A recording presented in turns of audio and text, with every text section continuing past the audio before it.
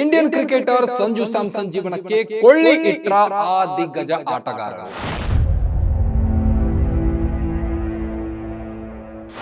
ಸ್ಯಾಮ್ಸನ್ ಎಂಬ ಪ್ರತಿಭೆಯನ್ನ ತುಳಿದಿದ್ದು ಯಾರು? ಆ ನಾಲ್ವರು ಸ್ಟಾರ್ ಕ್ರಿಕೆಟರ್ಗಳ ವಿರುದ್ಧ ಸ್ಯಾಮ್ಸನ್ ತಂದೆ ರೊಚ್ಚಿ ಗೆದ್ದಿದ್ದು ಯಾಕೆ?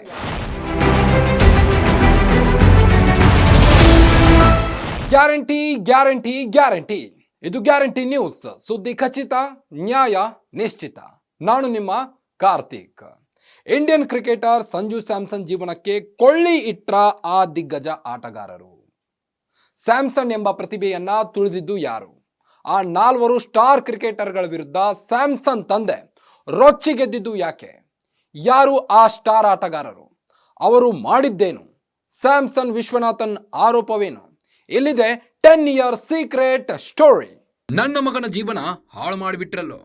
ನನ್ನ ಮಗನ 10 ವರ್ಷಗಳ ಜೀವನ ಹಾಳು ಮಾಡಿಬಿಟ್ರಿ. ಕ್ರಿಕೆಟ್ ಲೋಕದ ದಿಗ್ಗಜರು ಎನಿಸಿಕೊಂಡವರೇ, ನೀವು ಹೀಗೆ ಮಾಡಿದ್ರೆ ಹೇಗೆ?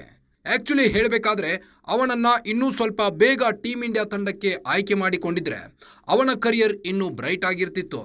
ಆದ್ರೇನ್ ಮಾಡೋದು, ಆ 4 ಮಹಾನುಭಾವರಿಂದ ಅವನ 10 ವರ್ಷಗಳ ಕ್ರಿಕೆಟ್ ವೃತ್ತಿ ಹಾಳಾಯಿತು ಅಂತ ಟೀಮ್ ಇಂಡಿಯಾ ಆಟಗಾರ ಸಂಜು ಸ್ಯಾಮ್ಸನ್ ತಂದೆ ಆರೋಪಿಸಿದ್ದಾರೆ. ಹಾಗಾದ್ರೆ ಸಂಜು ತಂದೆ ಸಿಟ್ಟಿಗೆದ್ದಿದ್ದಾದ್ರೂ ಯಾರ ಮೇಲೆ?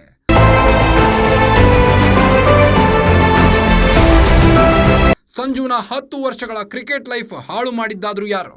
ನನ್ನ ಮಗನ 10 ವರ್ಷಗಳ ಕ್ರಿಕೆಟ್ ಜೀವನವನ್ನು ಮಹೇಂದ್ರ ಸಿಂಗ್ ಧೋನಿ, ವಿರಾಟ್ ಕೊಹ್ಲಿ, ರೋಹಿತ್ ಶರ್ಮಾ ಮತ್ತು ರಾಹುಲ್ ದ್ರಾವಿಡ್ ಹಾಳು ಮಾಡಿದ್ರು ಎಂದು ಕ್ರಿಕೆಟಿಗ ಸಂಜು ಸ್ಯಾಮ್ಸನ್ ಅವರ ತಂದೆ ಸ್ಯಾಮ್ಸನ್ ವಿಶ್ವನಾಥನ್ ಆರೋಪಿಸಿದ್ದಾರೆ.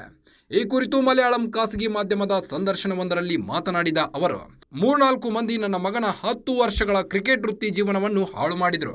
ಧೋನಿ, ವಿರಾಟ್, ರೋಹಿತ್ ಈ 3 ನಾಯಕರು ಹಾಗೂ ಕೋಚ್ ದ್ರಾವಿಡ್ ನನ್ನ ಮಗನ 10 ಅಮೂಲ್ಯ ವರ್ಷಗಳನ್ನು ಹಾಳು ಮಾಡಿದರು ಎಂದು ಸ್ಯಾಮ್ಸನ್ ವಿಶ್ವನಾಥನ್ ಗಂಭೀರವಾದ ಆರೋಪ ಮಾಡಿದ್ದಾರೆ. ಸಂಜು T20 ಇಂಟರ್ನ್ಯಾಷನಲ್ ಕ್ರಿಕೆಟ್ನಲ್ಲಿ ಸತತ 2 ಶತಕಗಳನ್ನು ಸಿಡಿಸಿದ ಟೀಮ್ ಇಂಡಿಯಾದ ಮೊದಲ ಬ್ಯಾಟರ್ ಎನಿಸಿಕೊಂಡಿದ್ದಾರೆ. ಬಳಿಕ 2 ಪಂದ್ಯಗಳಲ್ಲಿ ಶೂನ್ಯಕ್ಕೆ ಔಟ್ ಆಗಿದ್ರು. ಅಲ್ಲದೆ ಪ್ರಸಕ್ತ ಸಾಲಿನಲ್ಲಿ 5ನೇ ಸಲ 0 ಸುತ್ತಿದ್ರು. ಆ ಮೂಲಕ ಒಂದೇ ವರ್ಷದಲ್ಲಿ 2 ಶತಕ ಹಾಗೂ 5 ಬಾರಿ ಶೂನ್ಯಕ್ಕೆ ಔಟ್ ಆದ ಎಂಬ ಅಪಖ್ಯಾತಿಗೆ ಒಳಗಾಗಿದ್ದಾರೆ.